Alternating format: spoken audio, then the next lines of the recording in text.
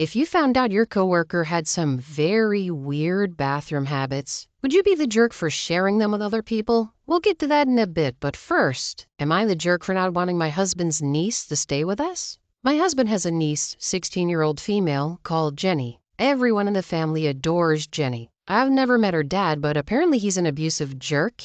Jenny basically lives with her aunts and uncles. The family all dote on her. She can do no wrong. My husband is worse than all of them. We have a 2-year-old son, but my husband seems to love his niece more than our son. It's really frustrating because his family doesn't care about our son's accomplishments as much as Jenny. Like, oh, your son learned how to walk? Well, Jenny could walk when she was 1 week old. Now, the problem, Jenny is supposed to be with us for Christmas. I don't want her here. I want to have Christmas with my son and husband. I want my son to get all of our attention. Jenny's other aunts and uncles are all willing to have her on Christmas, so I asked my husband to just let her be with them. He got mad at me and said it's our turn and he wants to have his niece with us. I told him I want to have a Christmas for our family only, and he then called me a jerk and said Jenny is family too. Am I the jerk?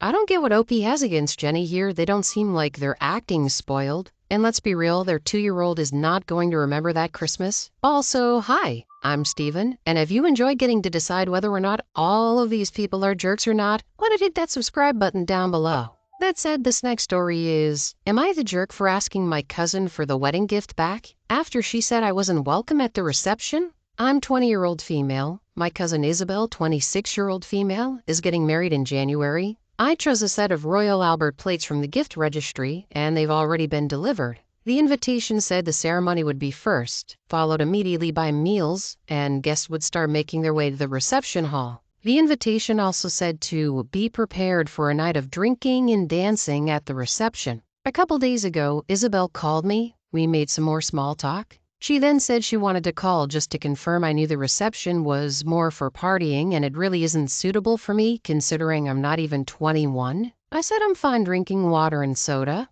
but she replied the capacity for the reception hall is smaller, so they're not including younger guests. Mind you, this is a child-free wedding, so there isn't really any younger guests. I get not wanting to have kids around for the reception. Isabel said that I'm invited to the ceremony and dinner. I was confused and told her this was really weird. The invitation said ceremony and reception. She replied she's sorry for the misunderstanding, but it said there would be drinking and stuff. Eventually I told her, okay, I respect that, but if she could kindly send the plates back so I can get a refund. Isabel asked why. Because I'm going to be there for the most important part, and they've included me in the catering. I said I was expecting to attend the entire wedding, not half, and that I bought the gift based on that. I might not attend at all now, so she needs to send the plates back and I'll decide another suitable gift, if any. She said no one takes back gifts, and it's not like I'm uninvited. If I don't want to come now, that's on me, and I've already gotten the gift.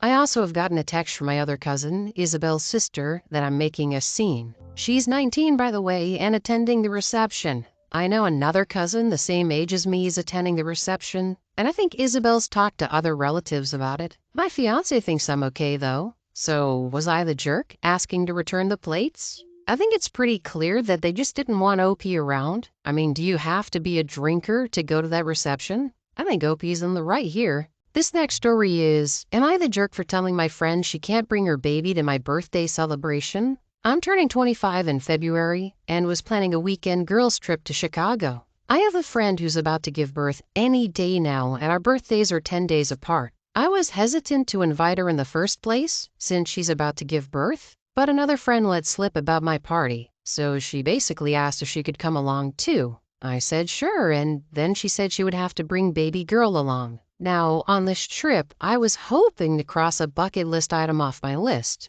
Taking edibles and going to an aquarium while in Chicago, finishing the night off with Korean barbecue and drinking. An environment I wasn't comfortable having a baby around. My friend doesn't see the problem with bringing her 2-month-old along at all. Everyone agrees with me the baby shouldn't come with. My friends say that since I don't have kids, I shouldn't have a say in how she raises her baby. Am I the jerk? This just sounds like two 25-year-olds who are in vastly different parts of their lives. One is already in motherhood and one is still kind of sounding like they're in their figuring themselves out phase. Either way, I don't think a 2-month-old should be around that. This next story is, am I the jerk for giving my sister a cheap gift for her wedding and not a necklace I myself own? I'm 23-year-old female. My sister, 27-year-old female, got married a month ago, and the wedding was beautiful and clearly very costly. They had a registry, but almost everything was really expensive.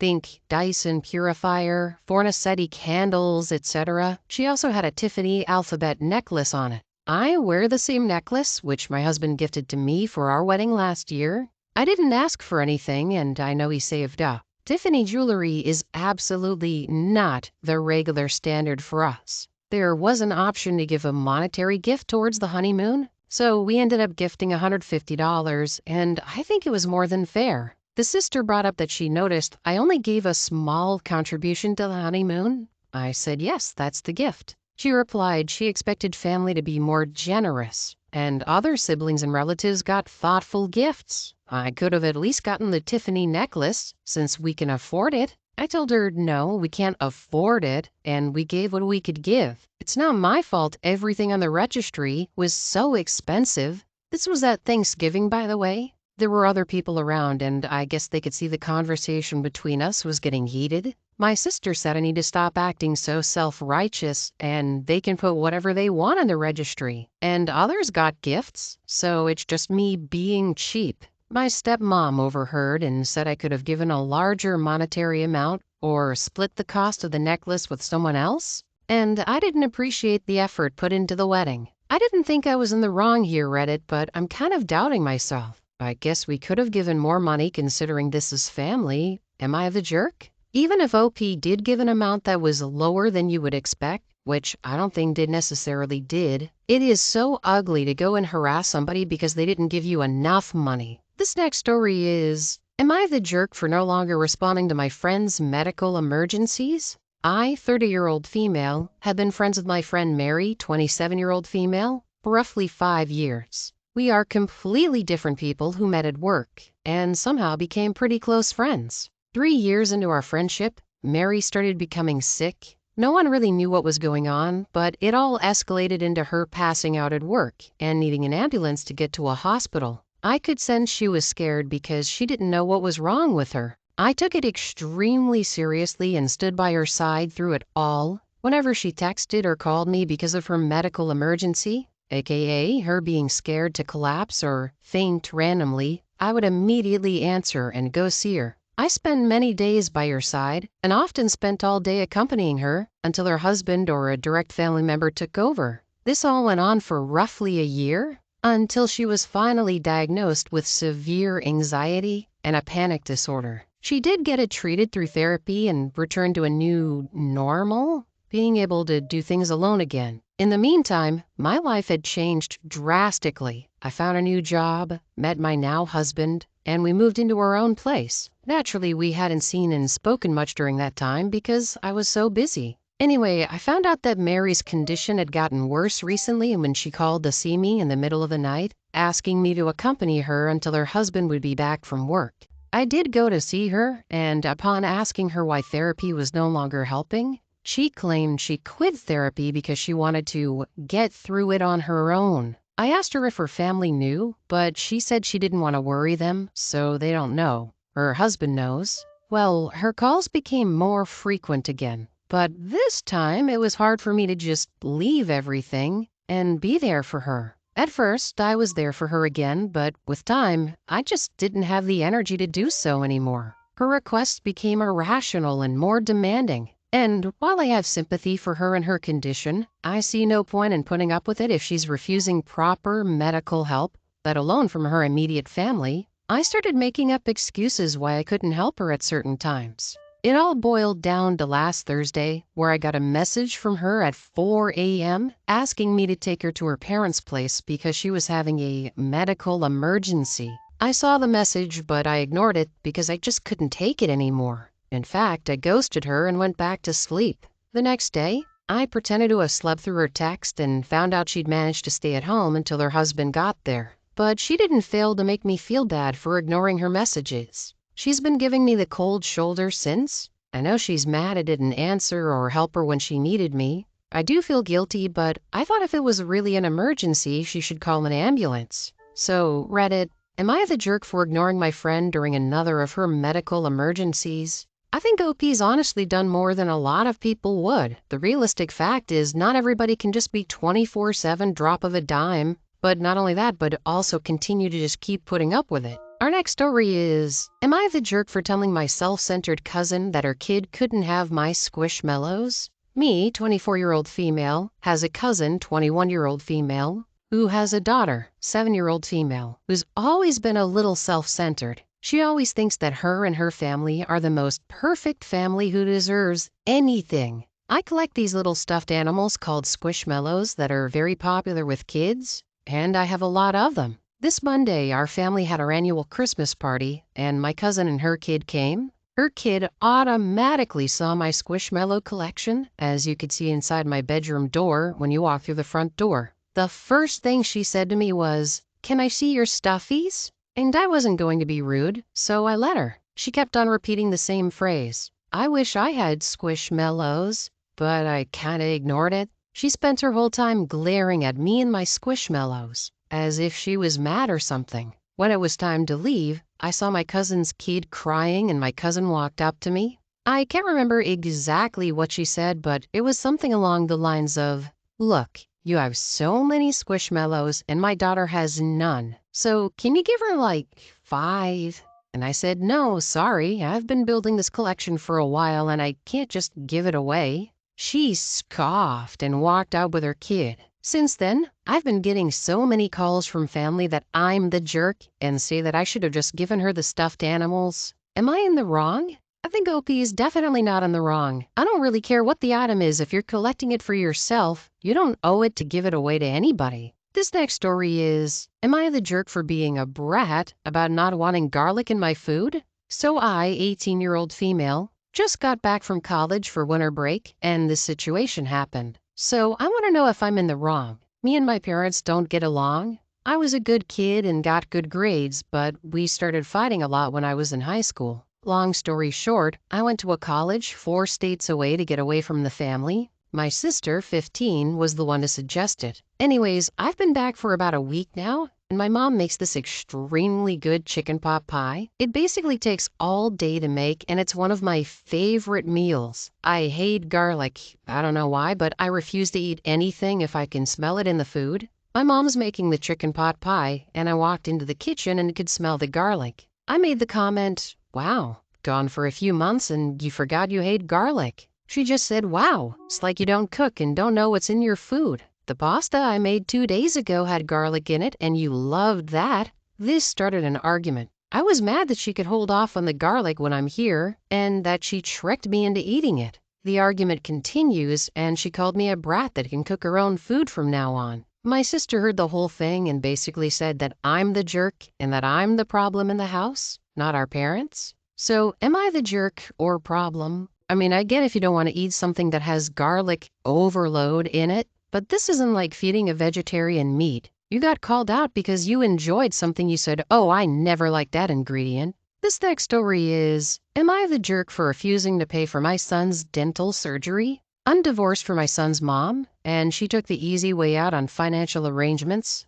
Basically, I got stuck with paying things that are certain, like our son's private school and extracurricular activities, where she's responsible for their health insurance and medical bills and their nanny. She doesn't pay much for coverage, and our sons don't need medical care until now. Our 8-year-old super cute son has a tooth growing from the roof of his mouth, and it needs to be removed quickly. It's not a simple procedure because he needs to be put under anesthesia, and we have to go to a pediatric oral surgeon. Most oral surgeons will not do the procedure on a child. We eventually found a very good pediatric oral surgeon, and it's going to come out to be $3,000. It's that much because dental insurance doesn't cover much, and an anesthesiologist is expensive. It had to be paid half for an appointment and half the day of the appointment. My ex asked me if I was going half. I said, "Nope. The bill's your problem, not mine. This is what you wanted, remember?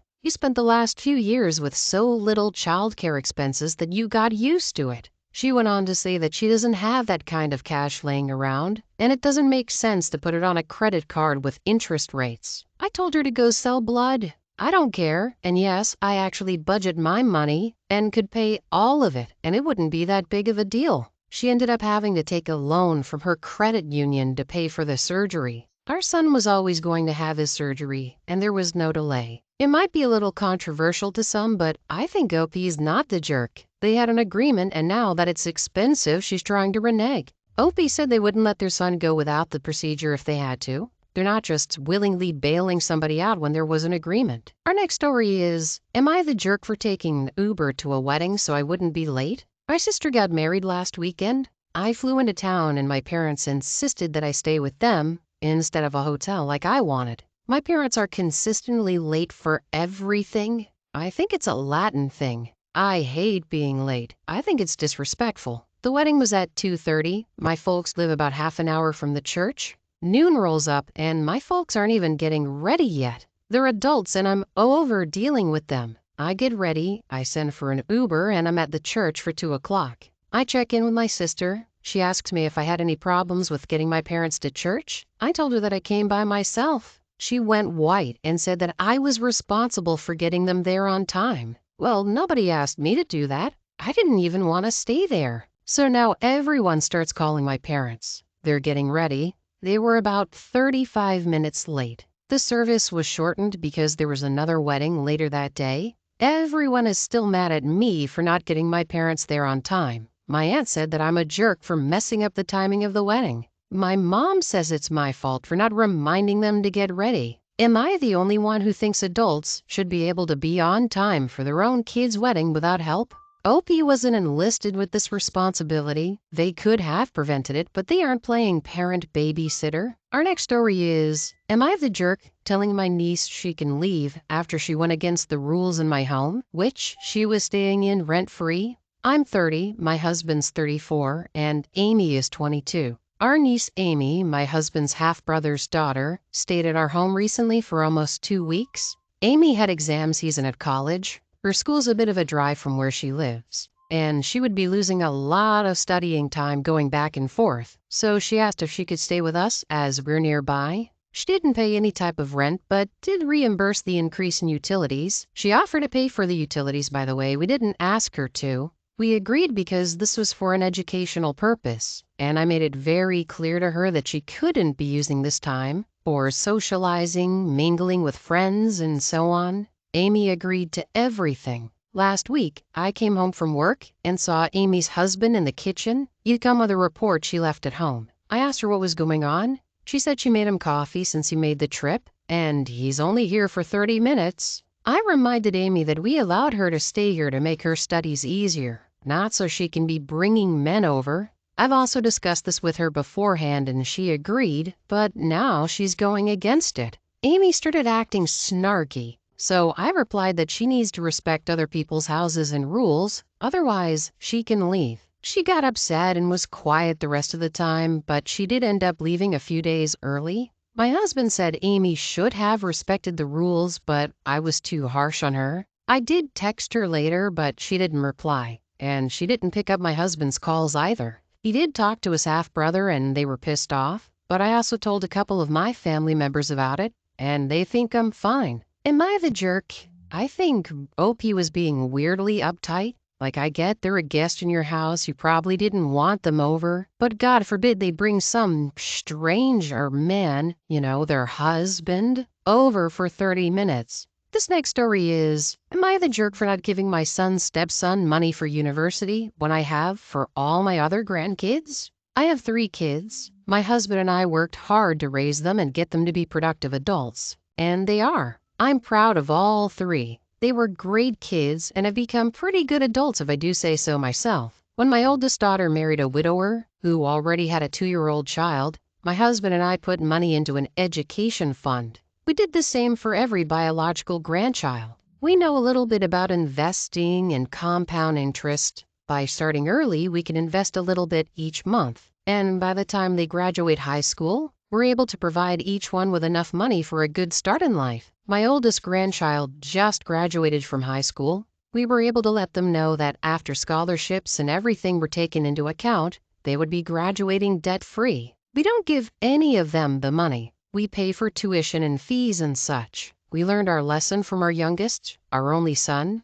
We gave him the money like we had for his 2 older sisters. He has scholarships as well, but he blew through the money we gave him and chose to be a tradesperson instead. He does very well and now owns his own successful business. He was married, but it didn't work out. We have 2 grandkids from that marriage. Last year, he married a very nice woman who had a 15-year-old son. She had him very young, and it caused a rift in her family. None of them came to the wedding. My son approached us about money for his stepson's education. After my husband and I discussed it, we said that we could afford to give him $5,000 to help out, but that was it. My son was very disappointed. He knows that all my other grandkids have enough money in their accounts to pay for at least 2.5 years of in-state tuition and expenses. He makes good money, but he also likes to spend it on toys and vacations. I don't think that him or my daughter-in-law have anything put away for his stepson.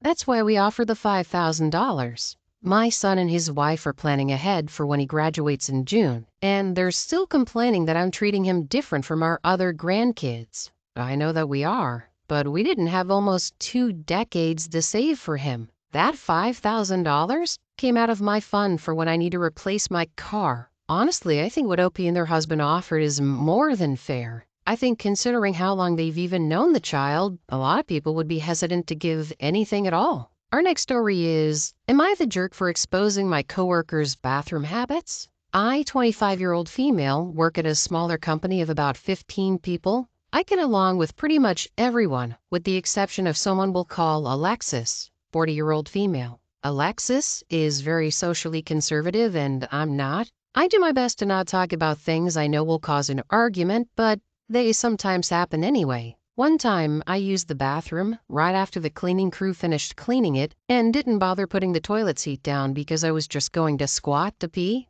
I washed my hands and when I exited, I bumped straight into Alexis. I apologized and went on with my day. For the next 2 weeks, I thought Alexis was being particularly sanctimonious, but I didn't say anything as it wasn't too out of character. The subject of women's sports came up during lunch, and she made a snide comment along the lines of, "People like OP ruin them for everyone else." I was immediately confused. I've never been athletically inclined at any age, so I ask, "Do you mean tall people?" She says no. "Women that are still biologically men," she says with a glare. At the time, this came out of left field. I'm a cisgender woman. While I'm still a tomboy in my interests, I'm very physically feminine presenting. I said, okay, 1, there's nothing wrong with being transgender. 2, I'm not transgender. Why would you even say that? She said, you can't fool me. I saw you come out of the bathroom and the toilet seat was up.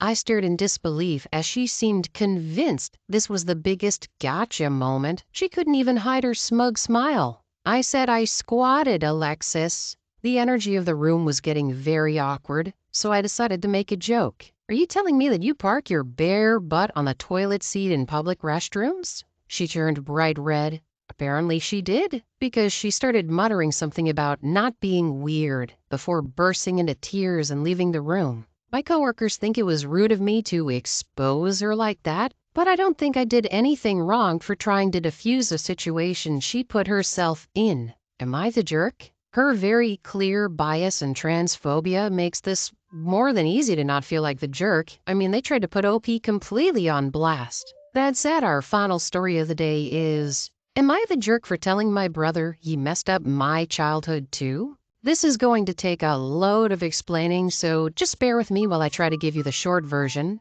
I, 23-year-old female, was basically brought up by my brother Lev, 31. He was always the one who took care of me, made sure I was safe, fed, and happy. My mom left us when I was 3 years old to escape my narcissistic, abusive, pathetic excuse of a father, Lev's stepdad.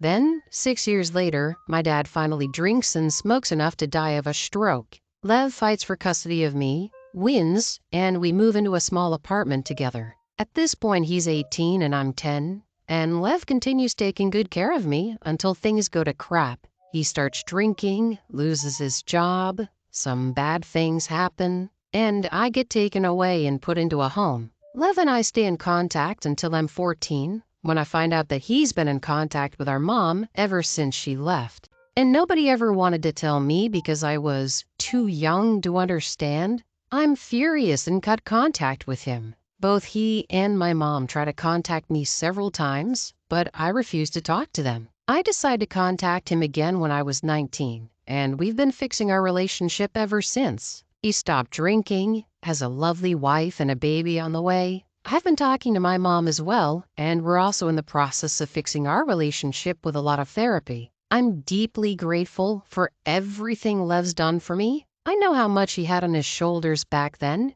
being so young himself and trying to raise me. Despite everything, he's truly my best friend. On the other side, I can't deny how much everything that happened messed me up. I'm still healing deep scars from my traumatic childhood. The other day, Lev and I were talking on Skype about my dad and a couple other things that happened. He basically says, "That jerk really ruined both our lives completely. Everything was his fault." I wanted to agree with him, but like I said, I feel that some things were his fault as well. I must have had a weird look on my face because he asks, "What?" And I tell him, well, Dad really was a jerk and he did some awful things. But some of the stuff he did really screwed up my childhood too. His face goes blank and he stops talking. After a few seconds, he says, "I tried my best, you know. It wasn't easy for me either." I tell him quickly I know that, and I'll never forget everything he did for me. He says, "But you still think I screwed up your childhood?" And before I could answer, he hangs up the call. He hasn't answered any of my messages or calls. I don't know if what I said was over the line, but I feel like I need to speak my truth as well. Am I the jerk? Edit, because so many people raise this point. I blame my parents way, way, way more than anyone else in the situation. Also, this truly wasn't about blaming anyone. It was simply a comment I intended to make in a conversation. A stupid, insensitive, and unnecessary comment, and not one made to blame my brother for what happened. I just want to say thank you to the people who took the time to comment your constructive thoughts and criticisms. I wasn't expecting this much thoughtfulness or insight, and I appreciate the perspective most of you had to offer. I'm really touched. A lot of people mention therapy. All of us, Lev, my mom, and I, are in therapy. We have separate therapists, but Lev and I go to the same office. I have a session once a month with Lev and a session once every 3 months with my mom. He has the same. I called Lev an hour ago and I'm now at his place. I apologized to him, told him how much I know how much he sacrificed for me to have a better life, and that I see his pain and how much he struggled. He told me he understands my feelings too. He understands what he put me through, that I came into contact with a lot of things that no child should ever have to see because of certain choices. He intends to work on himself for the sake of our relationship and for his child. He obviously doesn't want history to repeat itself. I'm thinking of planning a surprise weekend trip with him to a mountain range close to where we live. We used to go rock climbing there, and it's a happy place for both of us. I want to have a good time with him there and maybe take the time to talk about a few things. Mostly, I just want to show him again how sorry I am and how much I appreciate him. By and large, a lot of people in the comments said that OP was the jerk for what they initially said. Overall, to me, I think this sounds like a just very complicated, touchy subject situation. And honestly, I think the main thing to keep in mind here is Lev tried their best with what they had, and that nobody can really be truly infallible. But with that being said, that's all the time we have for today. Now, if you want to hear another absolutely crazy Am I the Jerk Here story, check out that video on the left. Or if you missed my latest video, check out that video on the right. That said, I'll see you all next time with some more stories.